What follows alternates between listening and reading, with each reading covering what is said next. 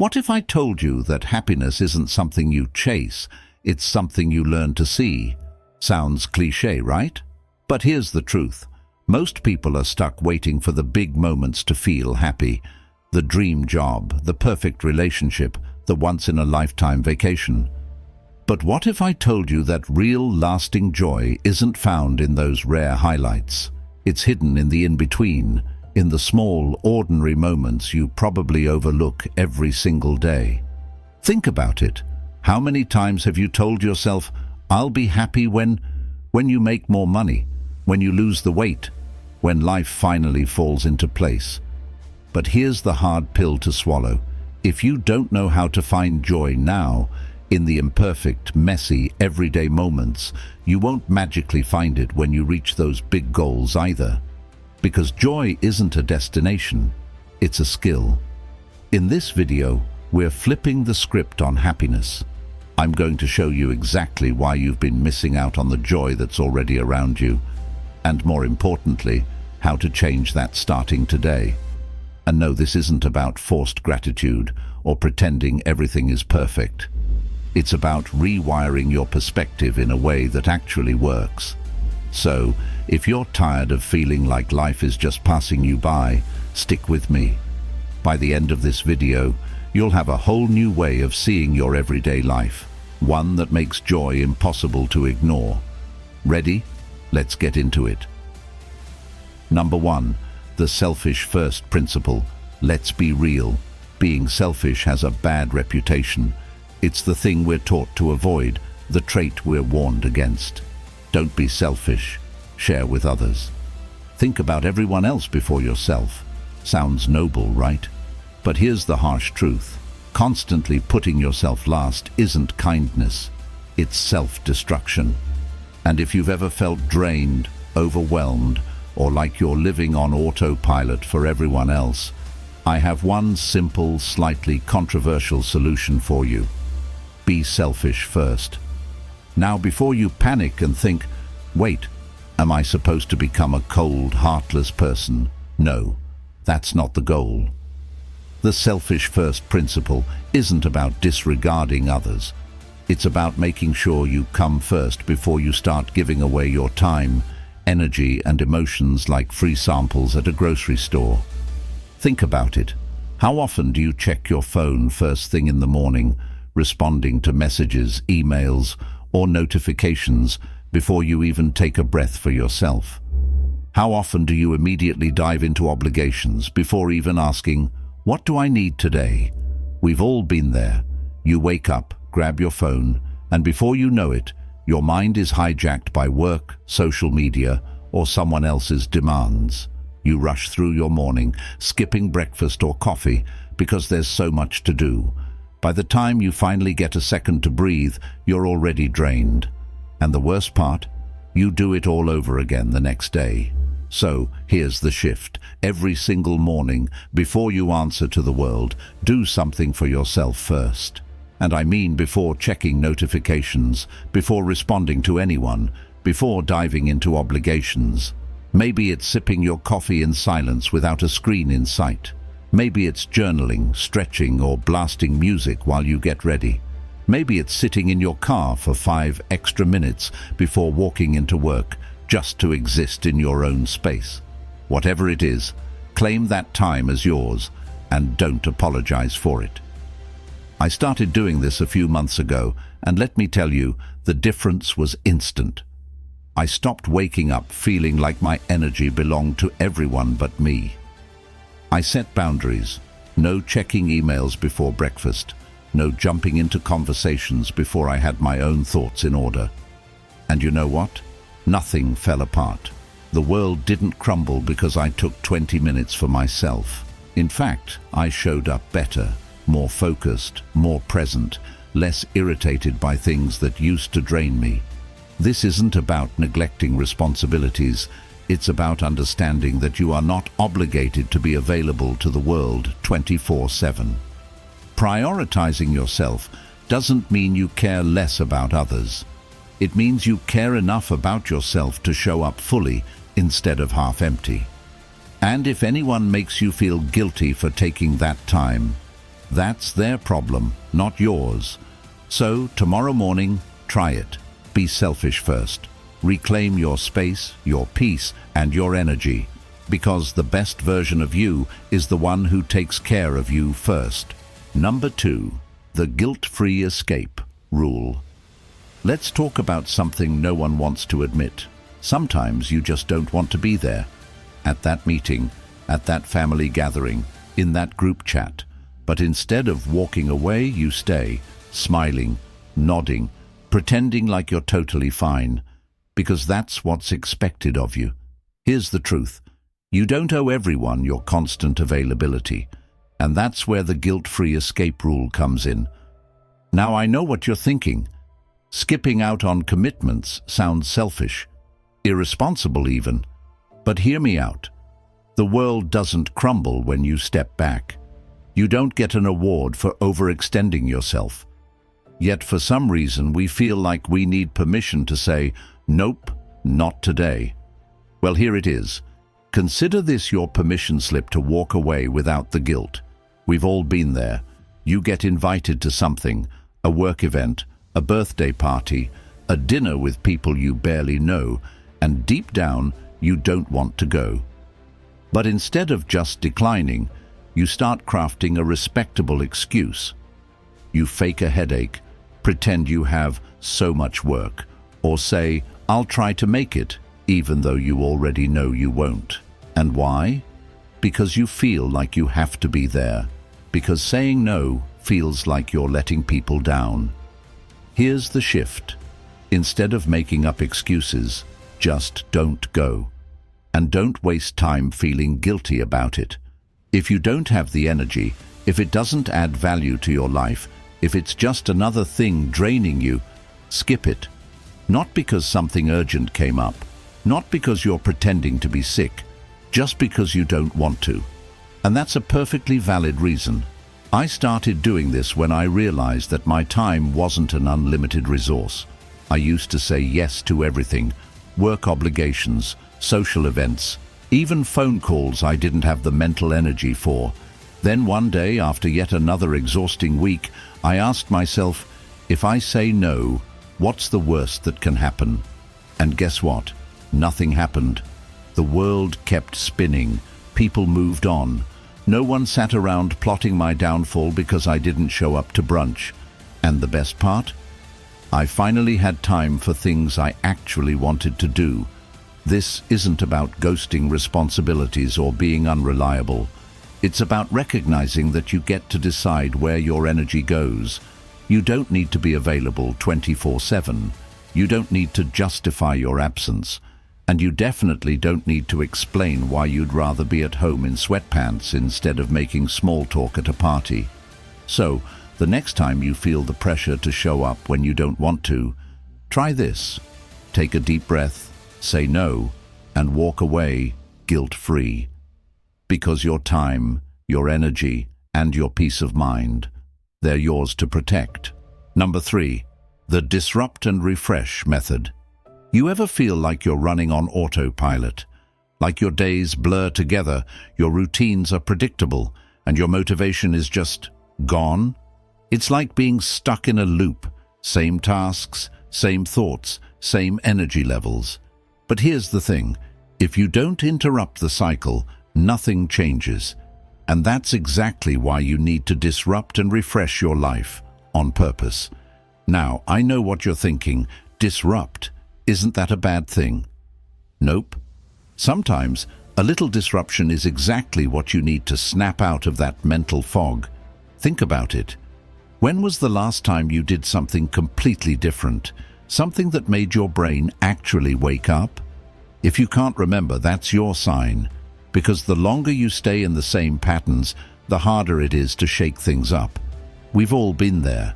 You wake up, scroll your phone, go through your daily grind, and before you know it, the day's over.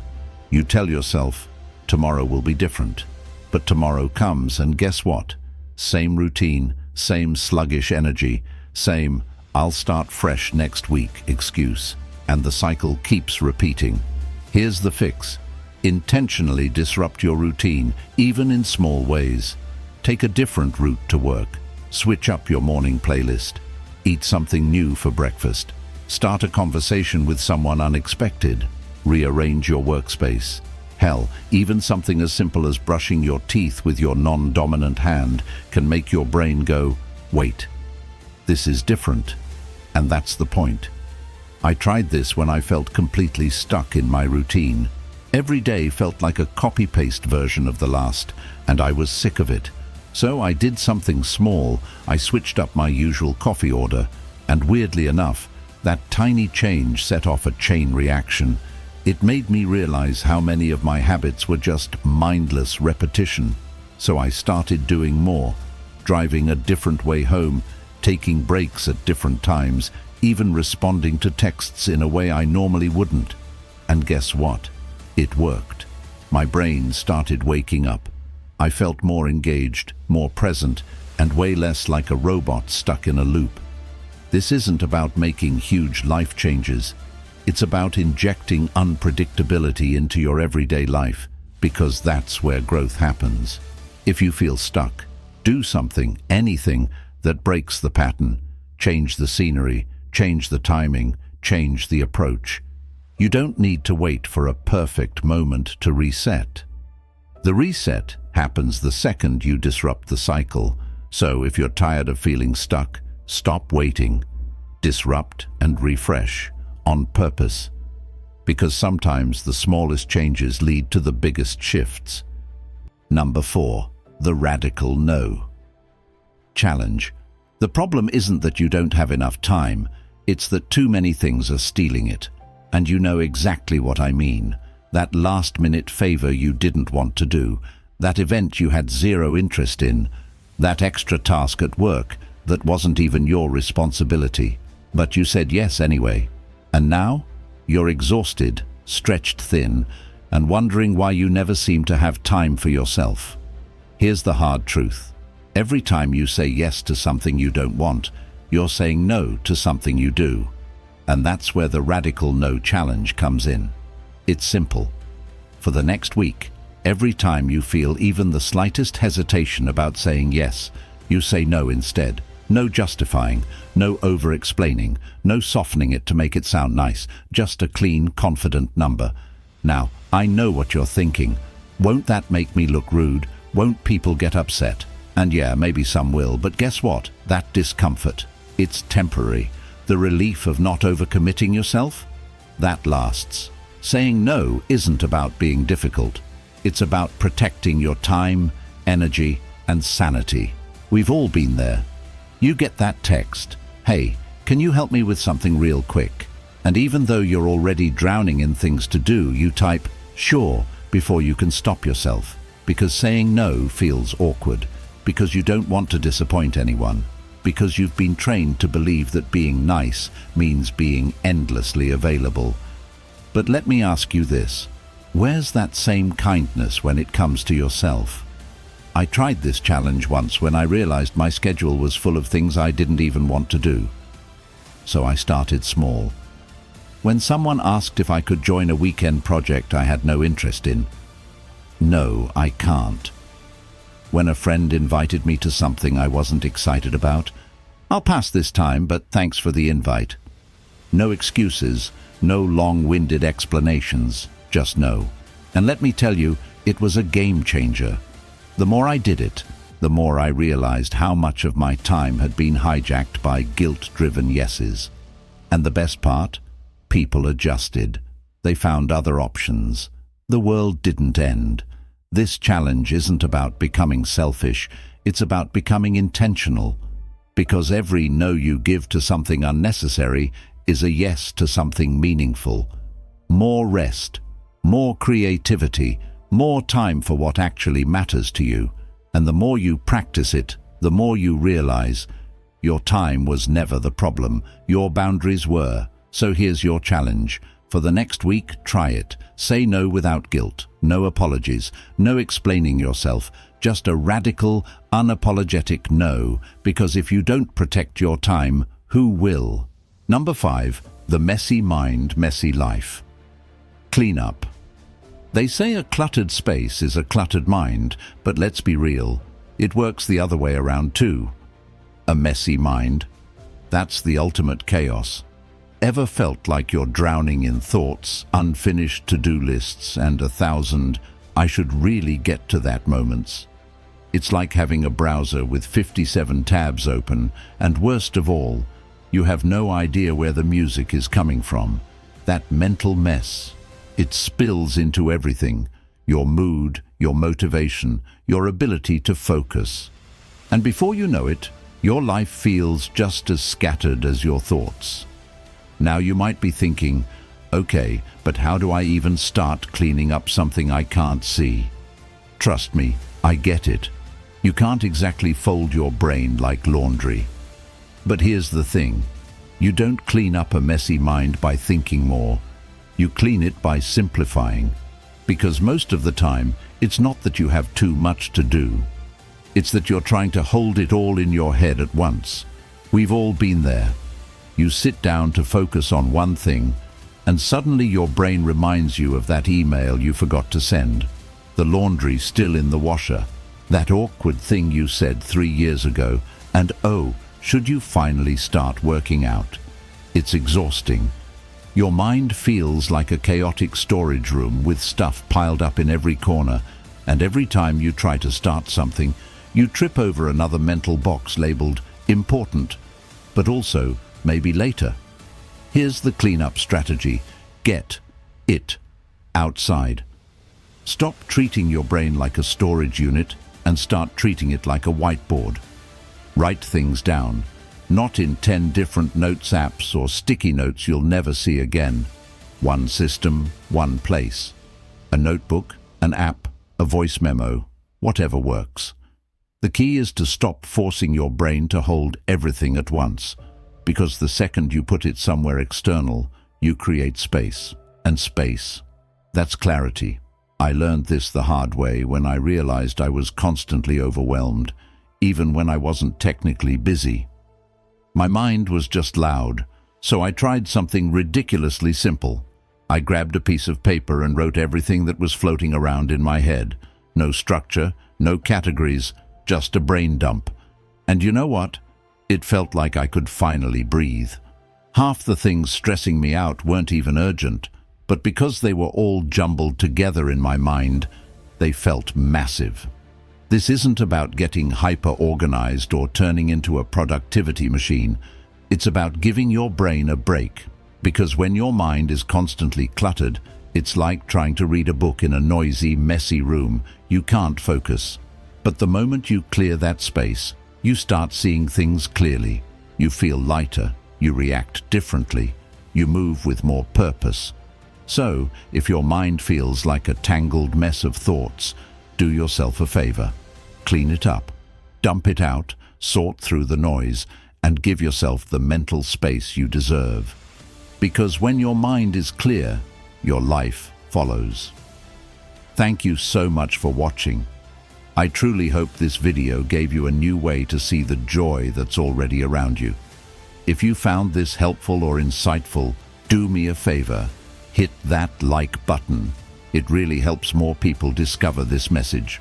And if you want more content like this, don't forget to subscribe and turn on notifications so you never miss a video. Also, share this with someone who might need a little reminder that happiness isn't just in the big moments. It's in the everyday ones too. And I'd love to hear from you. Drop a comment below and tell me, what's one small, unexpected thing that brought you joy recently? Let's build a space where we can inspire each other to see the beauty in the ordinary. Remember, joy isn't something you wait for. It's something you choose to notice. Until next time, keep finding the magic in your everyday life. See you soon.